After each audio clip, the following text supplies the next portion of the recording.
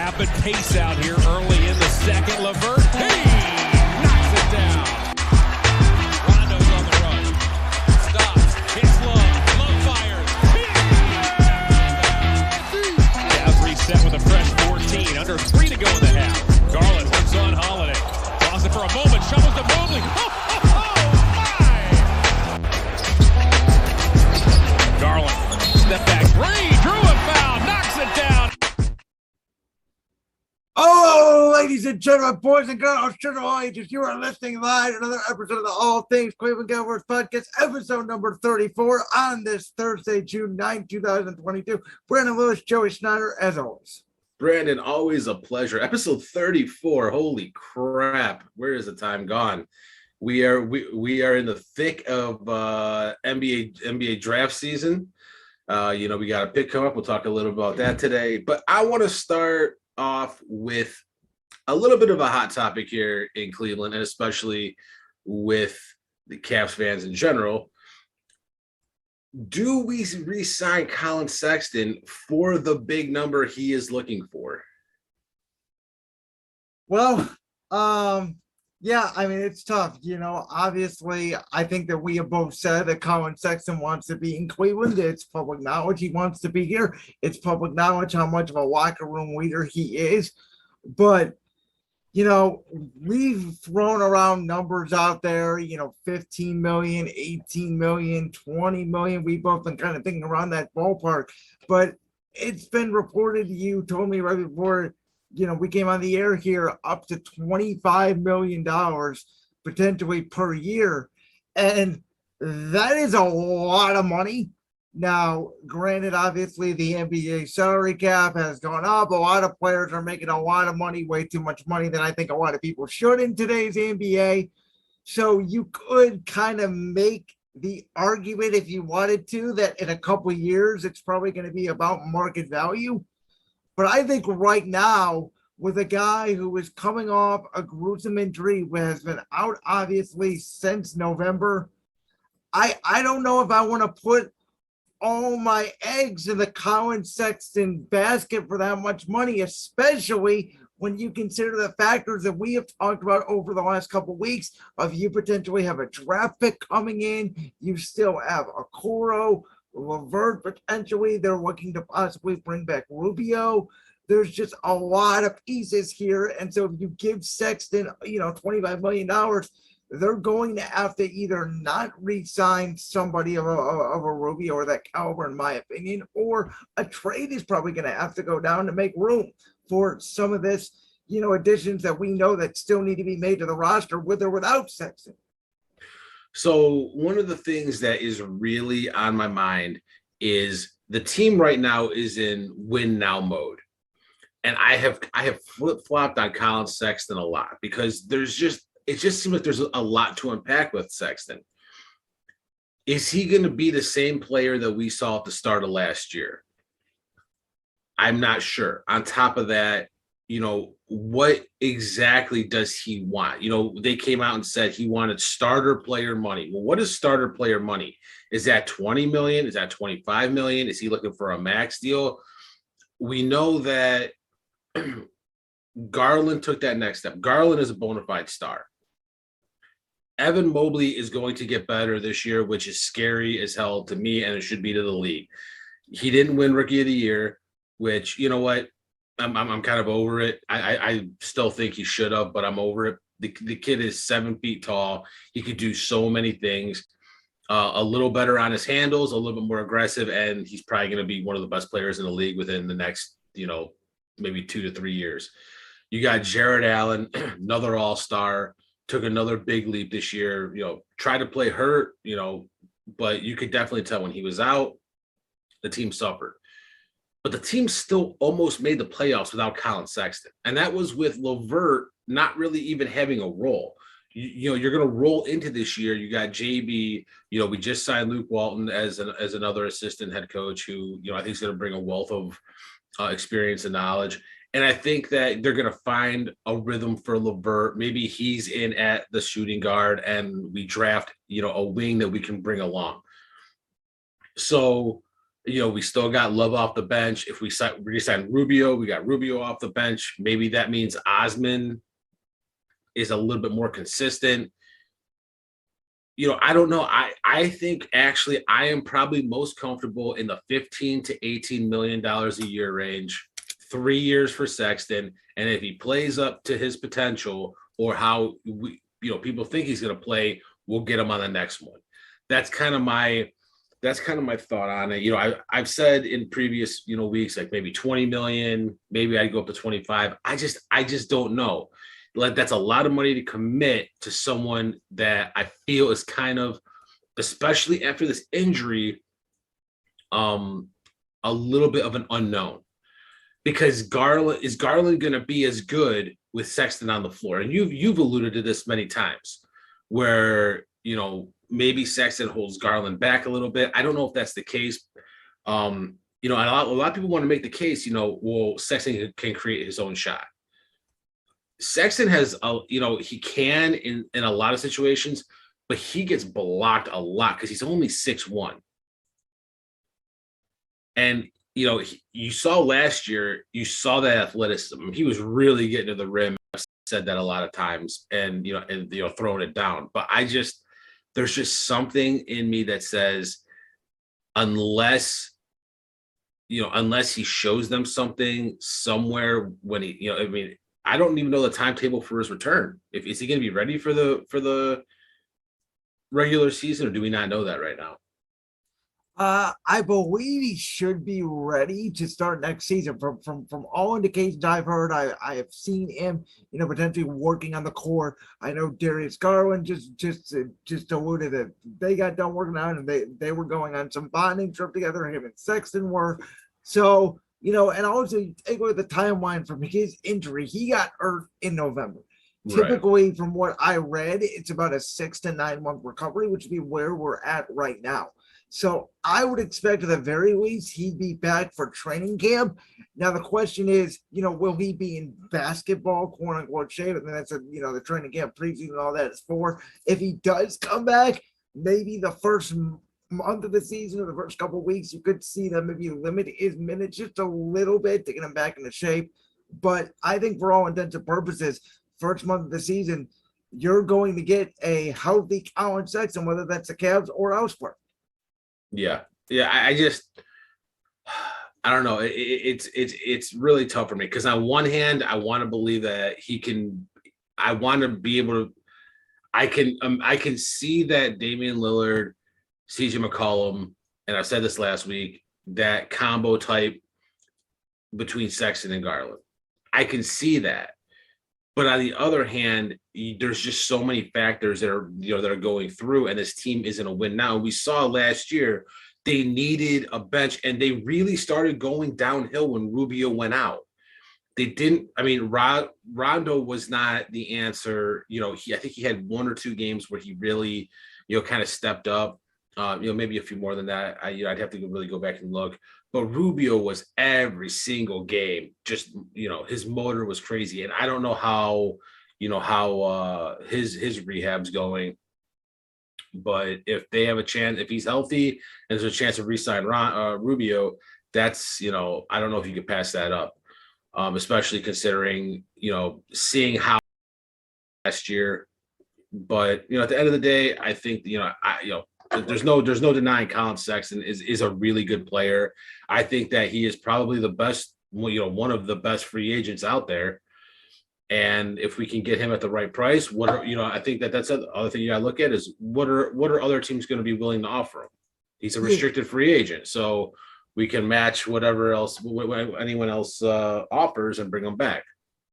Well, and so while you were talking here, I was just curious to see, around that $20 to $21 million, $25 million type range, what types of players, I guess, if you will, are making that kind of money. So, you take a look at some of these guys here. A guy like Gary Harris for the Magic is making $21 million a year. Fred VanVleet for Toronto making about $21.2 a year. Malcolm Brogdon for Indiana signed a 3-year contract. And that was back in 2019, $21.2 million a year. Harrison Barnes, somewhere 21.2. So they are more, I guess, starters. So as kind of, quality starters, I guess, if you will, those types of players in that kind of money range. The question is, and I have, speculated this, and you kind of alluded to it. If you're going to pay Sexton that money, between $20 and $25 million, he's going to be a starter, in my opinion. You don't pay somebody that type of money to come off the bench. In that case, then, one of LeVert, Okoro, would have to probably move to the bench unless you want to move Markkanen to the bench. But even that, if you move one of LeVert or Okoro to the bench, you still have them. Potentially, we talk about Rubio coming back. Jetty. We all think this draft pick that is coming in is going to be a wing, either a 2 or a 3 type player. Like, there's not enough room, I feel like. Not like one of those guys, I said this, one of those guys is going to be pushed out of the rotation. Whether it's just a trade or they're just not going to play, because you're not going to have room for, Sexton, Rubio, LeVert, Osman, another draft pick, Okoro. So I think for the Cavs, it comes down to like, yeah, we would love to have Collin Sexton back as our starting shooting guard for the 2022-2023 season. But at the same time, you mentioned it. We almost made the playoffs without him, and you could argue that we would have if it wasn't for Jared Allen and Evan Mobley getting hurt at the end of the year, even after Rubio went down. And we saw the Cavs right before the All-Star break, without Collin Sexton for most of the year, had the success. And you're right that they struggled when Rubio went down. That was kind of the turning point of the season. So, some people obviously love Sexton more than others. I said it last time at the trade deadline, I would have moved him then. I have said a couple of weeks ago that I'm open to keeping him at the right price, but it's hard. It's hard, and I am leaning towards keeping him at like an $18 to $20 million range. But I think any more than that, I think you have to think about the team aspect of it. Because I think if you're trying to push, $5 million is a big difference. That could be a difference between signing a draft pick or signing a potential role player, even a veteran that this Cavs team needs to get over the hump. And so it's definitely a big decision that they have to make. Yeah. So, kind of my final thoughts on it are, if Sexton would have played all last season and he would have averaged, 18 to 20 points a game, like we know that he can. I think 1 year he averaged 25, but we've talked about that. Best player on the worst team, not hard to do. But if he averaged, 18 points, 5 assists, 4 boards, a couple of 2 steals, like if he was putting up numbers like that, I'd go, okay, 25 million, no problem. But the fact is that he's coming off of an injury. That's what scares me into giving him a larger contract, because we don't know, with Mobley, with as well as they played last season, and yeah, they did miss the playoffs. We understand that, but we were missing Allen, we were missing Mobley. They're not hurt. I think we're in the playoffs.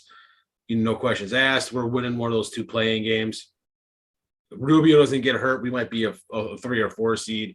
So, it's a lot of what ifs, and, but, we didn't make it. Anyway, if Sexton would have played a full season, or even a lot more of the season, and I always talk, I've talked about it with sample size, they were 7-4, he was playing great. I'll find a Danny, but to get that big, huge payday, I need to see him on the court with the players they have now for an extended amount of time. Because is he going to be the guy you go to score the ball? Is he going to be looking for, open people? How is he going to be at that 2 role? The one thing I like about Sexton is that he can bring the ball up. He was a point guard. for a very long time, pretty much all the way through, through college and even before we got Garland. So he could, you could rest Garland, put Sexton at that one, or I'm sorry, rest Garland, put Sexton at the one, and kind of solve a little bit of an issue there. But like I said, there's just a lot of unknown questions because he hasn't played with this squad that long. And if he's willing to, go in that $18 million range, 3 years, maybe even 2 years, say, okay, 2 years, you play well, we'll get you on the next one. That'd be something that, I'd be, interested for, in Sexton for. But anything, if they start talking 25 million plus, I think that you gotta let them go somewhere else. And I think this team is going to be fine. Garland's going to get better. Mobley's going to get better. Allen's only getting better. They're all still young guys. They're all 3 guys I just named are 24 or younger. And then we got this draft pick coming in. We do. You know what? I'm so torn. Myself and Joe Ewell from the Mic Drop podcast, and he was a special guest last week. So if you haven't went and listened to our last podcast, please do. Joe is a wealth of knowledge on the draft, just like myself. There's just so many damn good players in this draft, and there's going to be someone that's going to be there at 14 that I really like. But I'm starting to think, like, do you maybe package that 14th pick? I mean, we have talked about this. My problem is, who is there for the Cavs to go out and get that would make a meaningful impact with that pick? Because this is my thought on this, and I agree with you.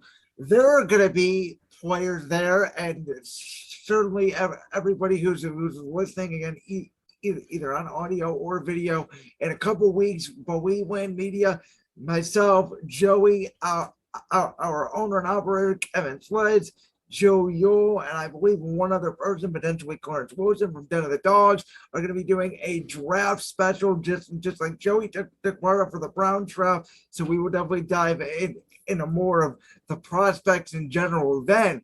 But if you're the Cavs, right, you're sitting at 14.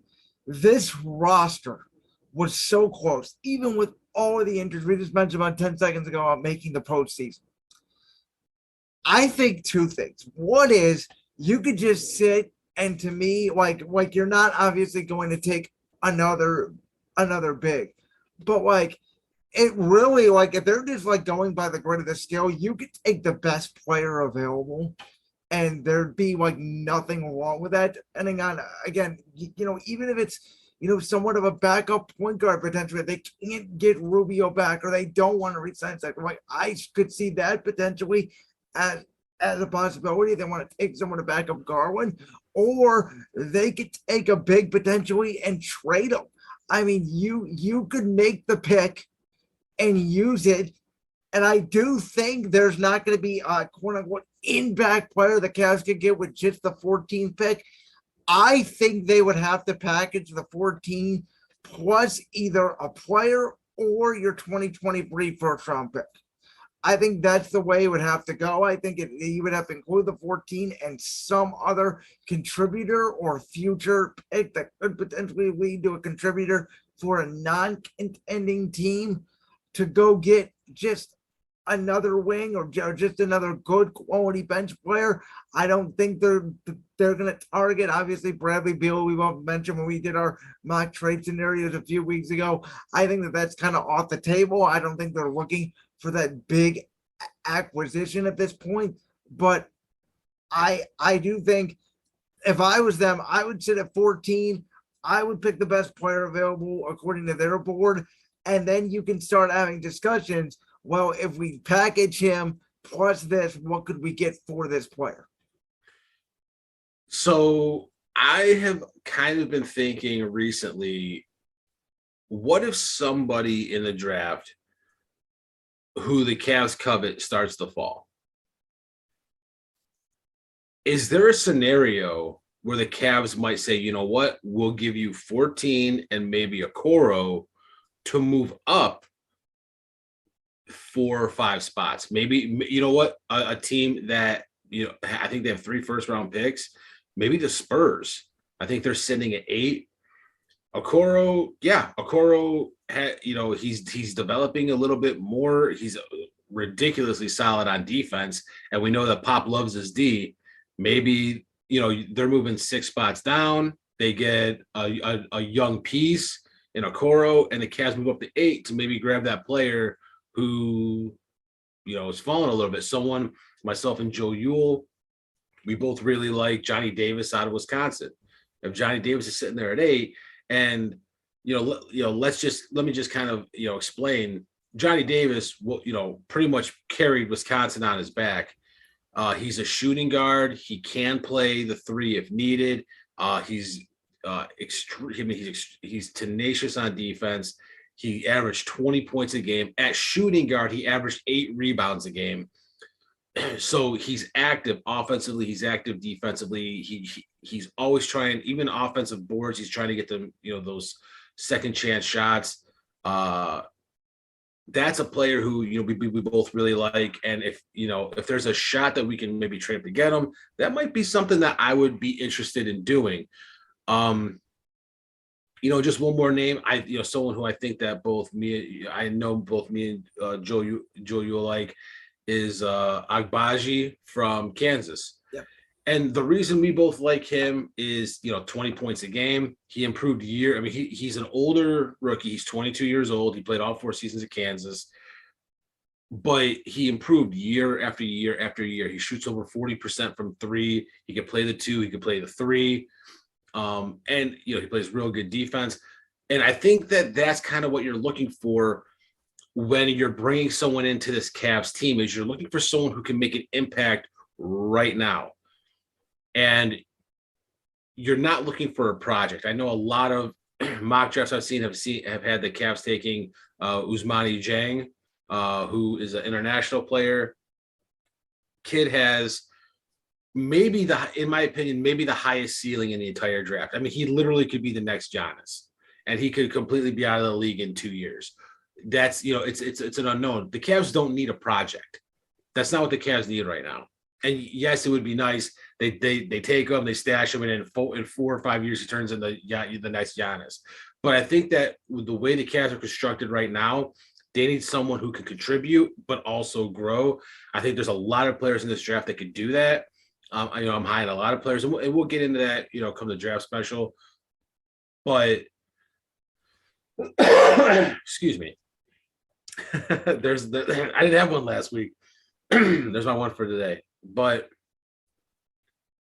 there's just so many interesting things that are going to happen at 14, and I'm really curious as to what it's going to be, because are they going to trade that pick in a player or two to try and get a better player? Are they going to maybe move up to grab someone who they covet more in the draft?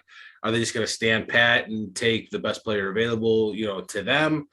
The Cavs, we know, are, I don't want to say they're borderline playoff. They're going to be a playoff team next year, especially, another year of Garland growing, and, Evan Mobley, I think is going to take that step to superstardom next year. And Jared Allen is, he's only going to get better too. So that's kind of where my, the Sexton talk comes in, and I mean, I've said it probably since the offseason began. I think for the most part, you can make an argument the Cavs may be able to add one more kid, but for the most part, I think the Cavs should be done, quote unquote, developing. Like Garland, like all the guys that they have, right? Like Garland and Mobley and J.A. is still young, but they need to get guys. They need to get a couple more veteran-like players that have been there, been to the postseason, help these guys get over the hump, and they need to just let the core that they have go out and develop on the court and go play, because they have enough youth. I mean, how many times have we talked about the Cavs are one of the youngest teams in basketball. I think every one of their starters is 24 years old or younger. That is a nucleus that could literally be, or if you wanted it to be, for a decade. Now, Go ahead. Mark. I think marketing just turned 25. Okay. Now, so you can only be here 9 years. No, I'm kidding. But now it's about, finding those guys that, and they don't even have to be 35-year-old or 32, or they could be, 27, 20, something like that. Just to give these guys, players that have been in the league for a while, players that have had playoff experience, players that know how to win and aren't expected to start or majorly contribute, 30, 35 minutes. Let the young guys do that. Let these guys come in off the bench.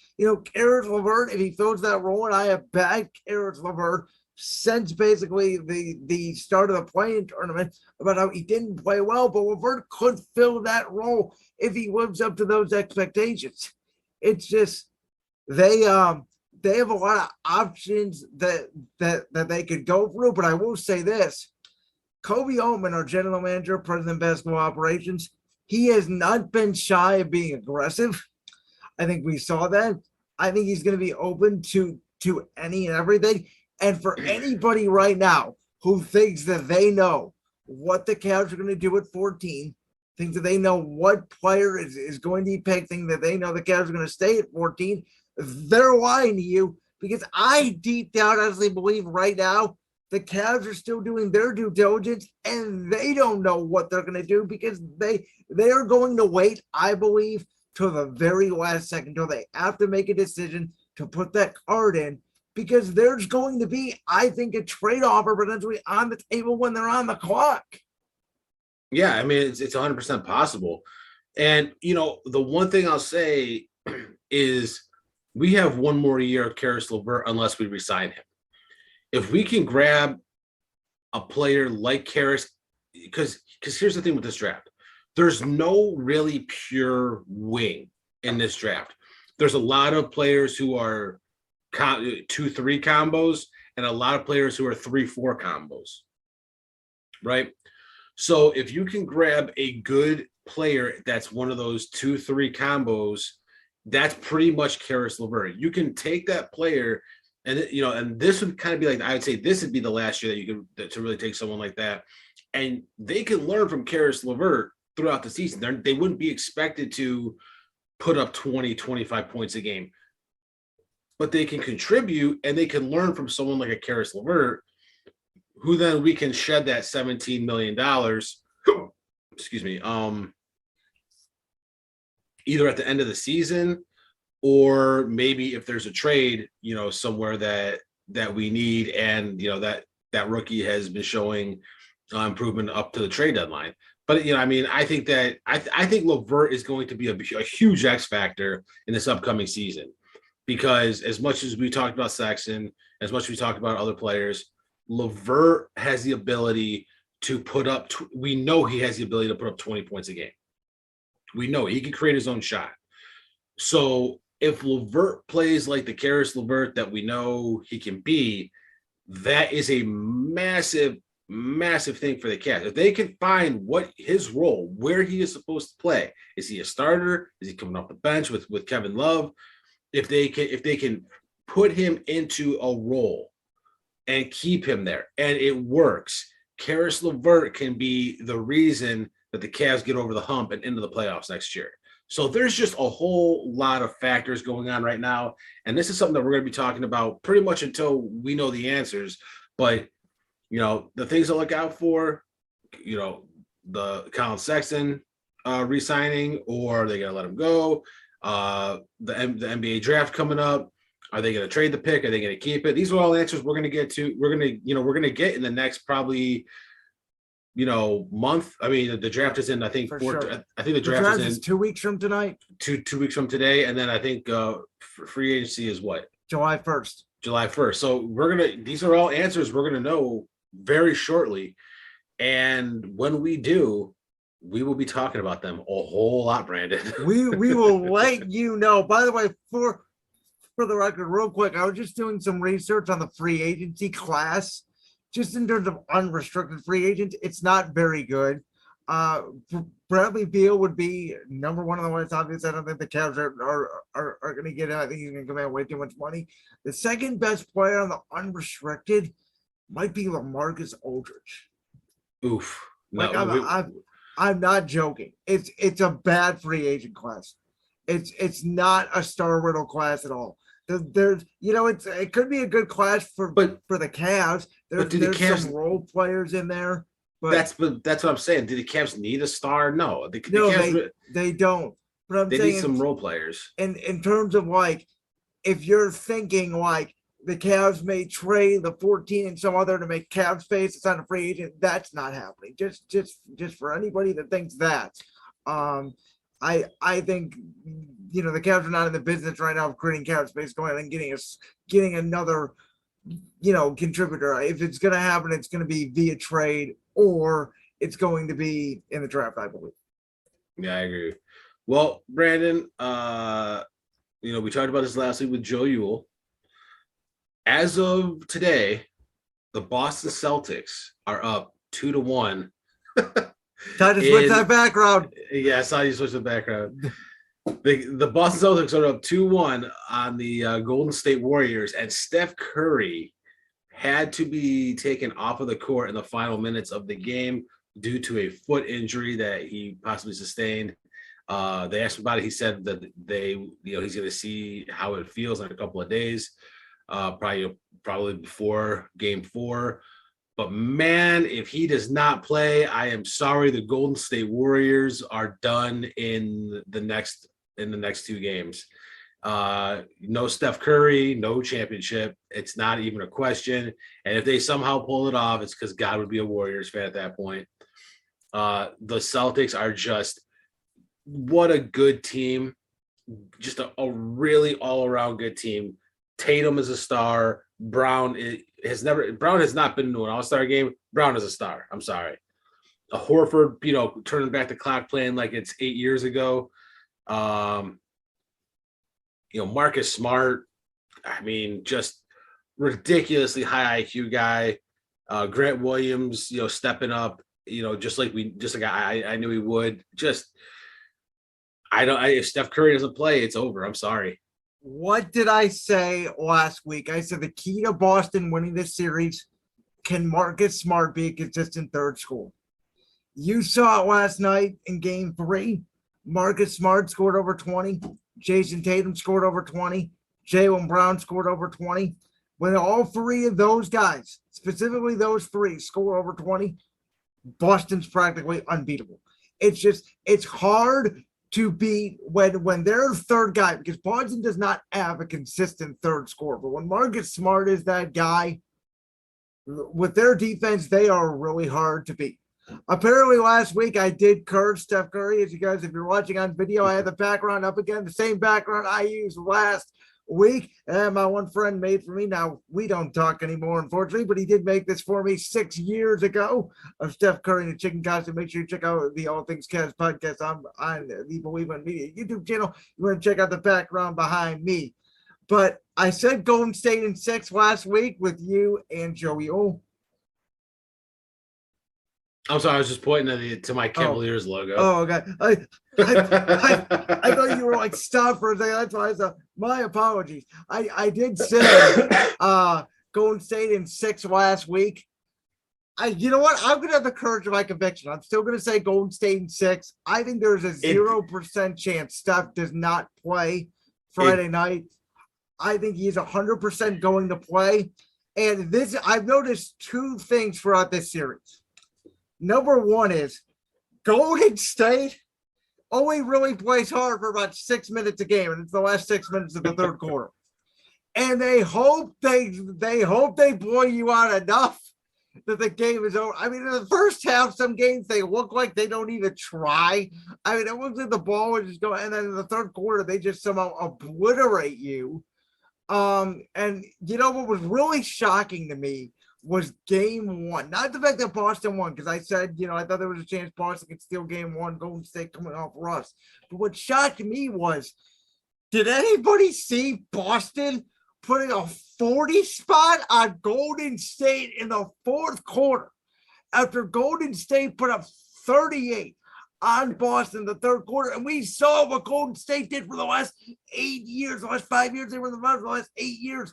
When they get these third quarter runs, most of these teams just hang their head down low. They mope. They say, okay, let's get ready for game 2. Golden State's got us tonight. Not Boston. When Boston made that comeback in game 1, that's when I knew Boston is a different team. That's when I knew this was going to be a series. Now, I predicted Golden State would blow them out in game 2. I predicted Boston would blow them out in game 3 last night. Boston now up 2-1 in the series. Just quickly here, and then I'll let you go. The second thing I noticed, and we talked about this a little bit throughout the postseason. You know why there's so many blowouts in today's NBA? I think it's really simple. It just happens every night. One team will shoot really well from the 3-point line, and one team will not. Very rarely to me in the NBA anymore are you going to get a game decided by less than 10 points. Unless both teams shoot really well or really poorly, most of the time, if it's 3 or more threes more than you're going to lose by 10 to 12 points. So we're all complaining about these blowouts. For the most part, the first halves have been somewhat close. It's the second half where one team just gets hot and you look up, and the next thing you know, you're down 20, and by the time you're down 20, 25 in the third quarter, it's practically over. Yeah. I mean, you know what? I will not move off of my stance. I think Boston's going to take it. Combination of youth, experience, of veterans. I just think that especially now Curry probably will not be. I don't think Curry's going to be right for the rest of the playoffs. So I obviously will not change mine. I will, before we go, I will allow you, Brandon, if you would like, I will allow you to change. If you feel the Celtics, if in your heart of hearts you feel the Celtics are going to win, I will allow you to change it, and you will never hear a word from me, because you said it would be close. So I will allow you to change it if you would like to. You know what? I think the finals deserves me to stick to the courage of my original pick. I think Golden State. I think for sure Golden State wins Friday. I really do. Absolutely I think that they come out. I think Curry has a magical game. With a broken foot. I don't think he's that hurt. I think it's less hurt than what he's running. I really do. And I'm not saying this. I'm not a Golden State homer. I'm not a Boston homer either. It didn't look that bad to me. He stayed in the game. Now today could be a different story. Maybe he sits down on it. Like, who knows? It's a similar injury to what held him out for 13 games in the regular season. But that was the regular season. Like if it was a postseason game, he probably would have played. I would think they pretty much had the 3 seed locked up at that point anyways. There was no real urgency in my opinion. So I just think, and I think flat out, if he's on the court, you have to pay attention to him. And when they hit shots, like that's the whole key to Golden State. When they hit shots, to me, they're a better team than Boston. When they start missing, Boston can blow them out of the water. But I think Boston, I have a hard time trusting their stars more than Golden State. I don't know what I'm going to get out of Jason Tatum. It feels like Tatum's hot, then cold, then hot, then cold. Where Curry, he's not having the greatest series, but he's at least giving you 30 every night, and you know what you're going to get, and you know the guys like Klay Thompson are going to show up eventually, I feel like, in this series. And if Jordan Poole can give you something, no, Klay, I think for sure. In my opinion, he played well last night. He had a bad first 2 games, but it wasn't his fault necessarily last night. I think Boston was just on fire last night, personally. I mean, yeah, but Klay really hasn't been Klay since he came back. I mean, he hasn't really been that dominant number 2 that he was known for since he's been back with the Warriors. And you could say it's because he came back from injury. You could also say maybe Jordan Poole stepped up. But to me, he just doesn't seem like the Klay Thompson that we've known since prior to his injury. But we're gonna have a lot more to talk about next week.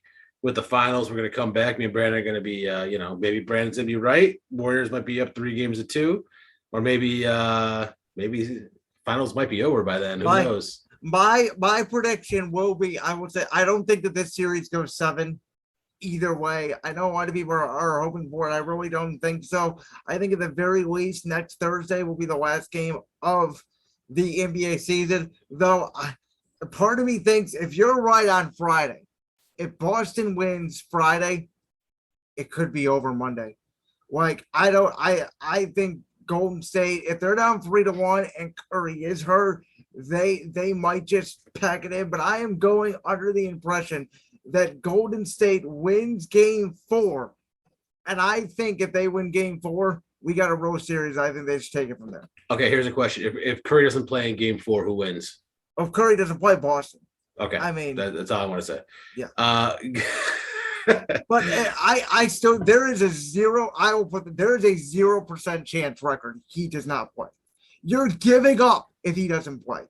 Unless they say. But then he is going to be such a huge if he is hurt, he will be a massive defensive liability if he is on the court. They will abuse him. They will pick and rolls. They will be physical with him, and he will be out of that game in the second or third quarter. Kerr might not be able to even put him on the court, and it is going to be just people blowing by him, getting to the rim, and that's something that they've had problems with all season. But he's a defensive liability, anyways, right? Yeah, I mean, but now you're putting him. Anybody, you could go on the court and blow past Steph Curry with a broken foot or a messed up foot. I mean, I could probably drop at least 25 on Curry. So if he's hurt.